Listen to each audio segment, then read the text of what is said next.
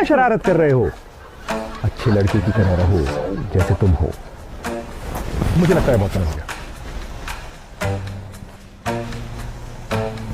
अरे तुम मुझे छू क्यों रहे हो? नहीं दादा, आपकी वो अभी वाली पैंट। मेरी पैंट को क्या हुआ?